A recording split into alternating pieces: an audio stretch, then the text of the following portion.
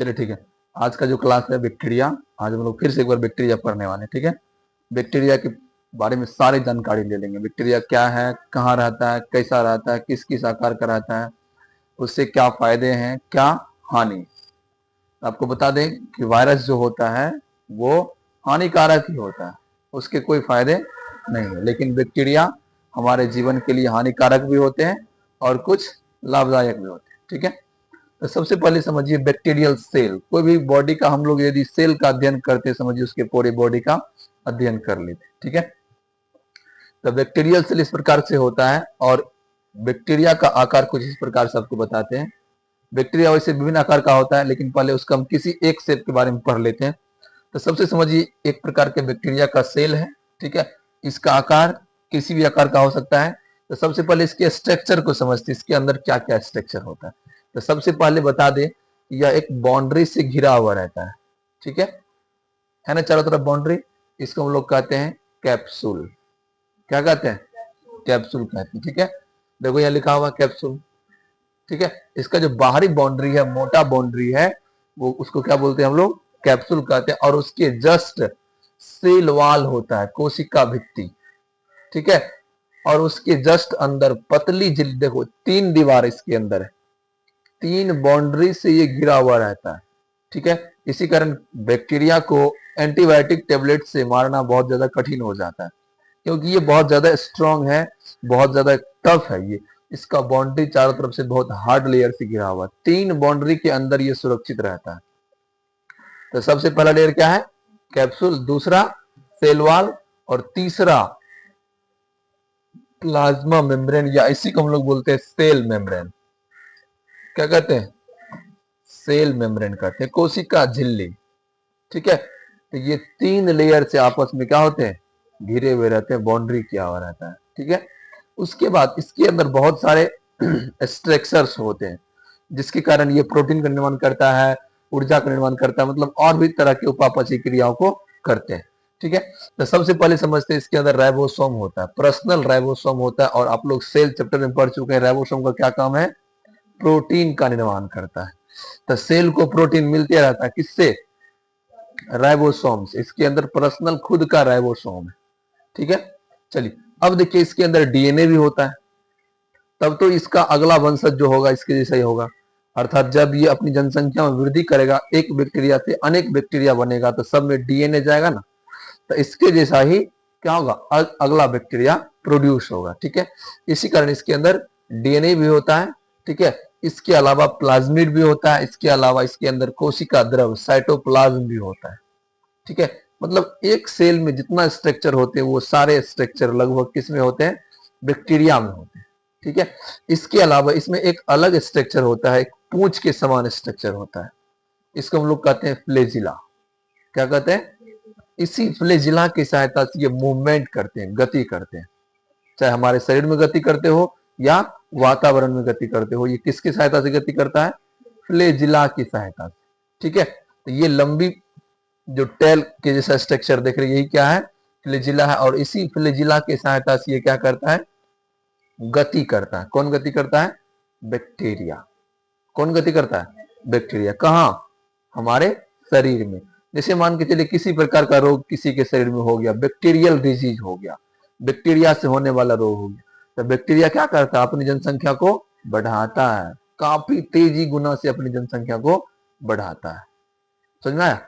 और इसके अलावा हमारे शरीर में क्या करता है? वो गति भी करता है। तो गति किसकी सहायता से करता है? फ्लेजिला की सहायता से ये गति करता है। बाद बाकी इसके अंदर सारे सेल का स्ट्रक्चर है, ये लिविंग है एक प्रकार का। ठीक है, चलिए और भी एक अलग प्रकार के बैक्टीरिया दिखाते हैं। देखिए फ्लेजिला एक भी हो सकता है या एक से अधिक भी हो सकता है, लेकिन प्राय 1 या 2 ही होता है। ठीक है, लेकिन कुछ बैक्टीरिया में देखिए फ्लेजिला को 3 दिखाया गया है ना, बैक्टीरियल फ्लेजिला। ये बैक्टीरिया के अंदर फ्लेजिला होता है। ठीक है, चलिए एक स्ट्रक्चर इसमें और डिफरेंट दिया गया, आपको बता दें। इसका जो कोशिका झिल्ली है ना, ये कोशिका झिल्ली है, सबसे अंदर में कौन रहता है? कोशिका झिल्ली ही रहता है। ठीक है, लेकिन ये कहीं कहीं अंदर की ओर धसा हुआ रहता है ना, अंदर की ओर धसा हुआ। इसको हम लोग कहते हैं मीसोसोम। क्या कहते हैं? हाँ, जो आपका सेल मेम्ब्रेन है या प्लाज्मा मेम्ब्रेन है, वो लेयर कहीं कहीं अंदर जाके धस जाता है, अंदर जाके डीपली हो जाता है, गड्ढा हो जाता है। ठीक है, उसी गड्ढा का नाम क्या है? मीसोसोम नाम है। ठीक है, समझ में आया? चलिए आगे बढ़ते हैं। आपको हम बता दें, बैक्टीरिया का बहुत सारा शेप होता है, बहुत सारा आकार होता है, डिफरेंट डिफरेंट आकार का बैक्टीरिया होता है, और सभी शेप का अध्ययन करना अलग अलग थोड़ा कठिन हो जाता है। इसी कारण हम सब की शेप को पहचान लेते हैं, उसके बाद उस हिसाब से उसके ऊपर क्या किया जाता है? एंटीबायोटिक्स छोड़ा जाता है। जैसे कोई भी डॉक्टर पहले क्या करता है? ब्लड टेस्ट करवाता है। क्यों? हाँ, बैक्टीरिया को पहचान लेगा, और तब कौन बैक्टीरिया कैसे मरता है उस टाइप का इंजेक्शन देगा, उस टाइप का मेडिसिन देगा, तब क्या होगा? तुरंत ठीक हो जाएगा। है समझ में? हाँ, वैसे हम लोग नॉर्मली क्या करते हैं? ऐसे दवा खा लेते हो गया, ठीक हो गया। लेकिन जब ज्यादा सीरियस हो जाता है तब क्या करते हैं? ब्लड टेस्ट करवाते हैं। ब्लड टेस्ट करवा के बैक्टीरिया है या वायरस है या फंगस है उसको पहचान लेते हैं, और तब डॉक्टर समझ लेता है कि अच्छा कोकाई बैक्टीरिया है या बेसिलस बैक्टीरिया है, इसको मारने वाला तब इंजेक्शन देता है, तब सटीक निशाना लगता है। समझ में? तब एक ही बार में क्या होता है? बीमारी खत्म, यानी कि बैक्टीरिया मर जाता है। इस प्रकार से बैक्टीरिया का बहुत सारा शेप होता है। तो सबसे पहले समझिए, जो भी बैक्टीरिया गोलाकार होता है उसको हम लोग कहते हैं कोकाई बैक्टीरिया या कोकस बैक्टीरिया कहते हैं। ठीक है, जो बैक्टीरिया कैसा होता है? गोलाकार होता है, पूरा राउंड होता है, उसको हम लोग क्या कहते हैं? Cocci bacteria. और जो बैक्टीरिया छड़ के समान होता है, रड के समान होता है, उसको हम लोग कहते हैं बेसिलस बैक्टीरिया। कौन सा बैक्टीरिया? आप लोग सुने लेक्टोबैसिलस बैक्टीरिया? कहाँ रहता है? दूध या दही में कौन सा बैक्टीरिया? Lactobacillus bacteria. ठीक है, अब देखिए, जो बैक्टीरिया सांप के जैसा होता है, रिंग के जैसा होता है, स्पाइरल के जैसा होता है, आप लोग के पास है ना स्पाइरल नोटबुक? वो नोटबुक नहीं है स्पाइरल इस प्रकार से जो रिंग बना हुआ है, वो कौन सा नोटबुक है? स्पाइरल नोटबुक है आपका। ठीक है, तो जो स्पाइरल शेप का होता है उसको हम लोग कहते हैं स्पाइरलम बैक्टीरिया। स्पाइरल, समझ में? स्पाइरलम। ठीक है, ये हो गया। अब देखिए, उसी का अलग अलग प्रकार है, यहाँ पे उसी को अलग अलग शेप में दिखाया गया। ठीक है, चलिए अब देखिए, ये हो गया आपका बैसिलस बैक्टीरिया। अब देखिए, यदि यही कोकाई बैक्टीरिया बहुत सारी संख्या में एक जंजीर के रूप में रहेगा, एक चेन के रूप में रहेगा, इसको हम लोग क्या कहते हैं? Streptococcus bacteria. क्या कहते हैं? हाँ, उसके बाद ये हो गया ई कोलाई बैक्टीरिया। ठीक है, ये हो गया साल्मोनेला बैक्टीरिया। इसी बैक्टीरिया के कारण टाइफाइड होता है। कौन बैक्टीरिया के कारण? Salmonella typhi. इसका नाम, पूरा नाम क्या है? Salmonella typhi bacteria. इसी बैक्टीरिया के कारण क्या होता है? टाइफाइड फीवर होता है। ठीक है, समझ में आ रहा है? चलिए, ये हो गया बैक्टीरिया का बहुत सारा आकार, बहुत सारा शेप। चलिए और कुछ शेप से आपको हम रूबरू करवाते हैं, और बहुत सारे शेप देखिए। अब सबसे पहले हम लोग कोकाई बैक्टीरिया का प्रकार देख लेते हैं। कोकाई बैक्टीरिया भी अलग अलग प्रकार के होते हैं। यदि ये सिंगल रहेंगे, बिल्कुल सिंगल, तो इसको हम लोग बोलेंगे कोकस बैक्टीरिया या कोकाई बैक्टीरिया। ठीक है, लेकिन जब ये डबल डबल रहेंगे, ठीक है, जोड़ा में रहेंगे, तो जब कोकाई बैक्टीरिया अकेले रहता है सिंगल, तो उसको हम लोग कहते हैं मोनो डिप्लोकस। इसको हम लोग कहते हैं, ये सिंगल जो है इसको हम लोग क्या कहते हैं? मोनो मतलब एक, मोनोडिप्लोकस। लेकिन जब दो रहता है तो डायप्लोकोकस। ठीक है, और यदि काफी अधिक संख्या में होता है तो इसको हम लोग कहते हैं स्टेफाइलोकोकस। क्या कहते हैं?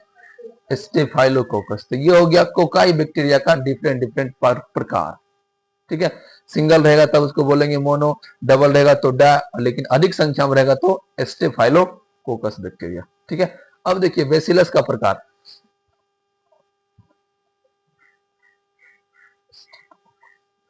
चलिए, यदि देखिए सिंगल रहेगा तो इसको हम लोग क्या बोलेंगे? Bacillus bacteria. लेकिन जब ये भी क्या रहेगा? बहुत सारे संख्या में रहेगा, इसको हम लोग क्या बोलेंगे? स्ट्रेप्टोबैसिलस बैक्टीरिया। स्ट्रेप्टोबैसिलस बैक्टीरिया। ठीक है, कब? जब ये काफी अधिक संख्या में आपस में एक चेन की तरह, एक श्रृंखला की तरह जुड़ा रहेगा। ठीक है, अब देखिए इसके अलावा ये भी बहुत सारे प्रकार के बैक्टीरिया है। वाई शेप का हो गया, ये हेलिकल शेप का हो गया, ये अलग अलग डिफरेंट साइज का हो गया। ठीक है, अब देखिए, जब कोकाई बैक्टीरिया घनाकार रहेगा, कैसा रहेगा, तब उसको हम लोग बोलेंगे सारसीना। क्या बोलेंगे, दिखा चुके आप लोग को, सब लिखा है ना, सारसीना। और जब ये 4 बैक्टीरिया रहेंगे तो टेट्राड बोलेंगे। टेट्रा मतलब क्या होता है, 4। हाँ, ये हो गया आपको टेट्राड। ये तो पहले बता चुके हैं, जब चेन के रूप में रहेगा तो स्ट्रेप्टोकोकाई बैक्टीरिया। ठीक है, चलिए, ये सब क्या हो गया, सिंगल है, कोकाई बैक्टीरिया हो गया। जो गोलाकार होता है कोकाई, जो रड के जैसा होता है बेसिलस, और जो सांप के जैसा होता है उसको एस्पायरलम। ठीक है, उसी का ये प्रकार है, किसका, कोकस बैक्टीरिया का। मोनोकोकस, डेप्लोकोकस, दो अधिक संख्या में रहेगा तो स्ट्रेप्टोकोकस। इसी प्रकार उसी सब का प्रकार है। ठीक है, उसी का प्रकार है ये भी देख लो। बेसिलस बैक्टीरिया रोड शेप का, रॉड शेप का, ये हो गया कोकाई गोलाकार। उसी प्रकार बहुत सारे प्रकार के बैक्टीरिया हैं। चलिए, अब हम लोग पढ़ेंगे कि आखिर दुनिया को पहली बार बैक्टीरिया के बारे में बताया कौन। कोई तो पहली बार बताया होगा ऐसा में, या हो सकता है कि इसके बारे में दुनिया को कोई जानकारी नहीं होगा। ठीक है, कोई इंसान ऐसा होगा जो बताया होगा कि ये क्या है, बैक्टीरिया है, इसका नाम बैक्टीरिया है, या इससे रोग होता है, या इससे फायदा होता है, या इससे हानि होता है। कोई तो ऐसा इंसान होगा जो बताया होगा। ठीक है, तो हम लोग पढ़ेंगे डिस्कवरी ऑफ बैक्टीरिया, यानी कि बैक्टीरिया का खोज कौन किया। तो बताइए आप लोग, बैक्टीरिया खोज कौन किया। हाँ, एवी ल्यूवेनहुक। चलिए, तो बैक्टीरिया के अनोखे खोज में सबसे पहला नाम किसका आता है, एवी ल्यूवेनहुक का।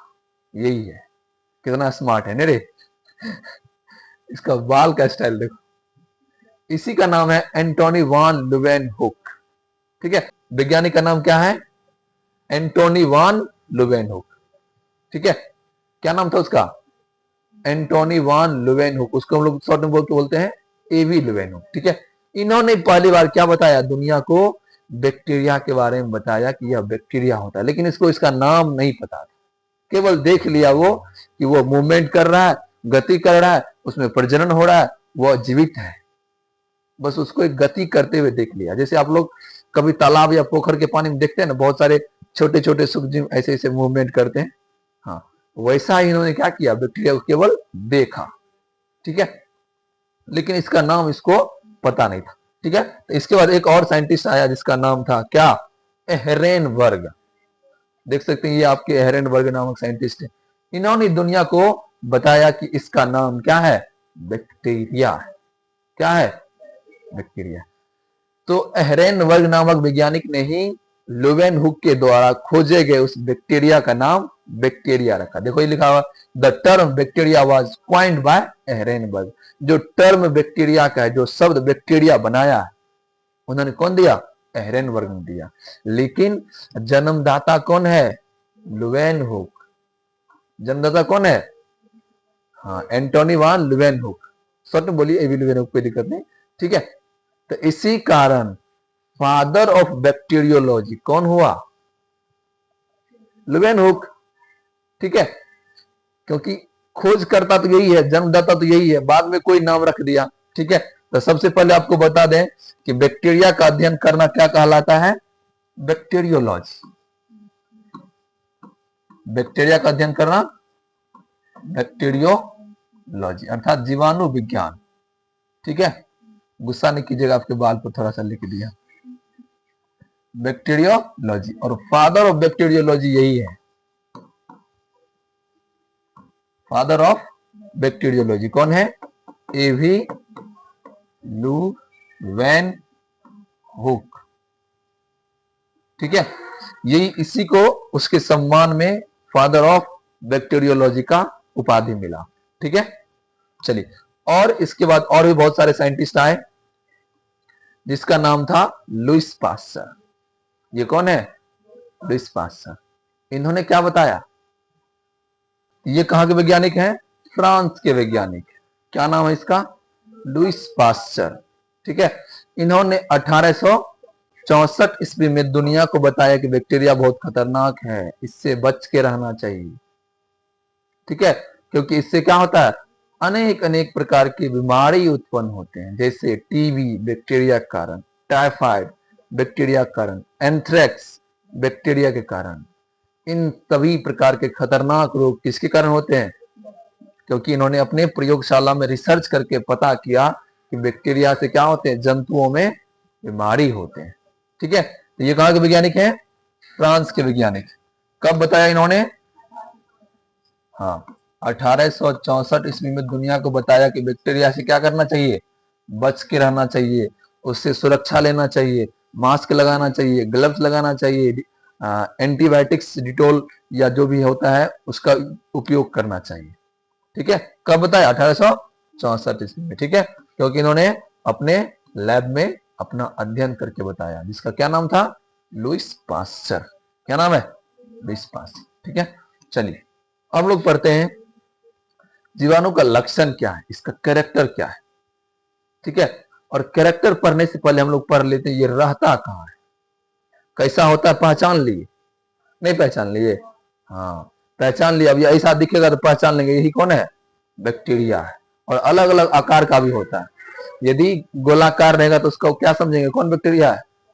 कोकाई बैक्टीरिया है। यदि छड़ के समान होगा तब बेसिलस बैक्टीरिया है। इसका मतलब दूध या दही को माइक्रोस्कोप पर देखा जाए तो कैसा दिखाई देगा उसमें बैक्टीरिया? छड़ के जैसा दिखाई देगा। कौन सा बैक्टीरिया?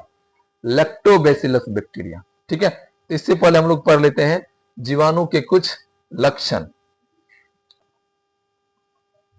अक्रेंस, अक्रेंस मतलब आवाज।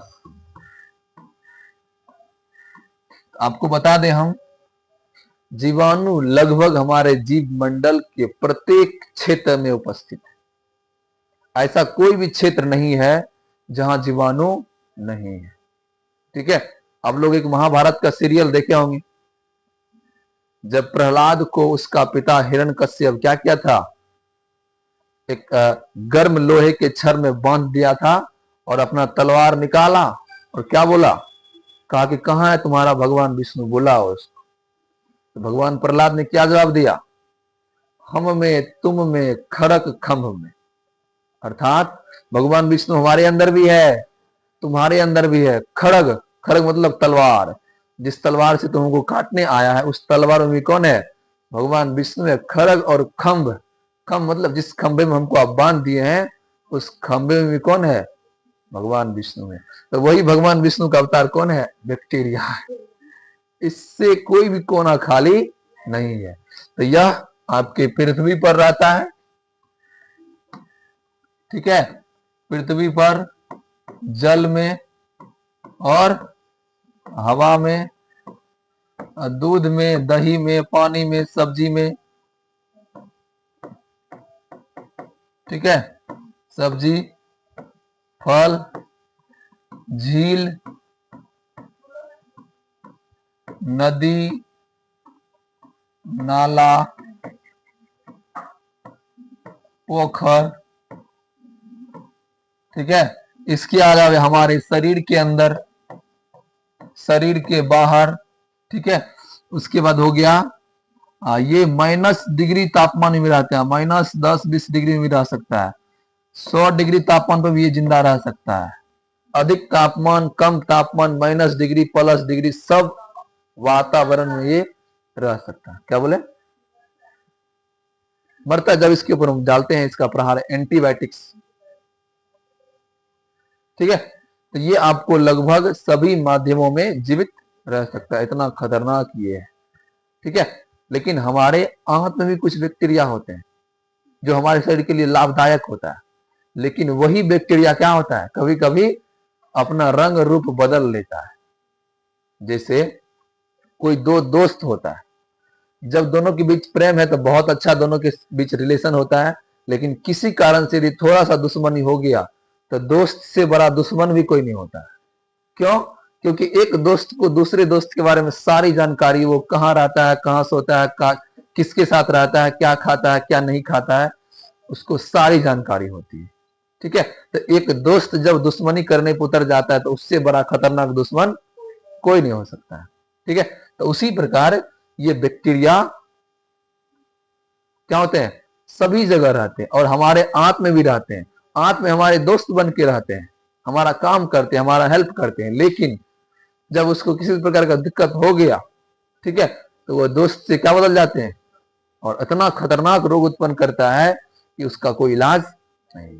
ठीक है, इसी कारण दोस्त से दुश्मनी नहीं करना है। चलिए, तो ये हो गया आपको अक्रेंस। अक्रेंस मतलब आवास, आखिर बैक्टीरिया का आवास कहाँ है, आवास मतलब कहाँ वो रहता है। ठीक है, चलिए आते हैं अब नया टॉपिक पे।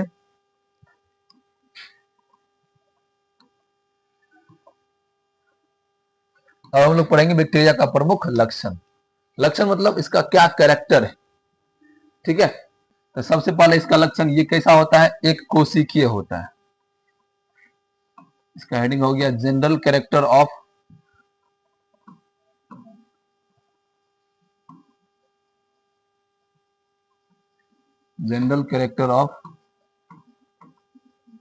बैक्टीरिया। तो सबसे पहले कैरेक्टर इसका क्या है, ये एक कोशिकीय होते हैं।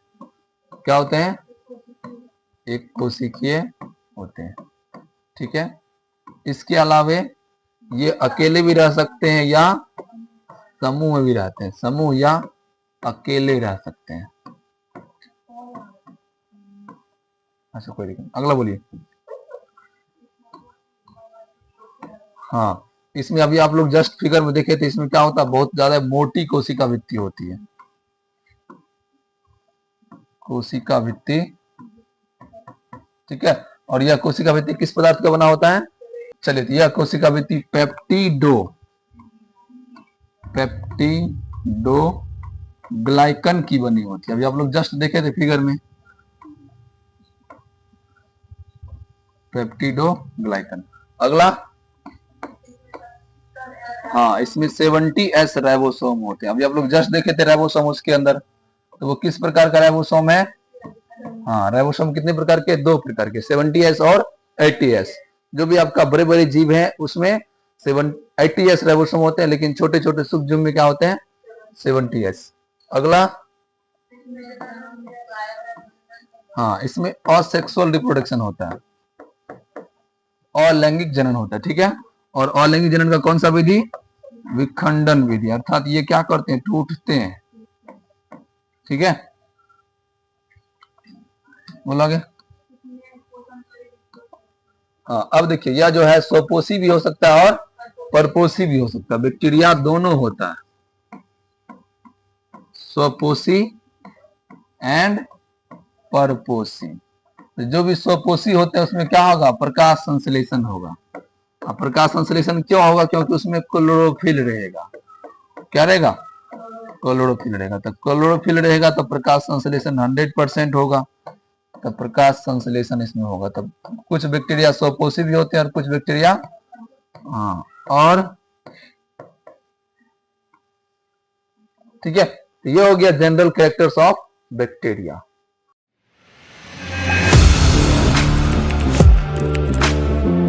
Audio Jungle.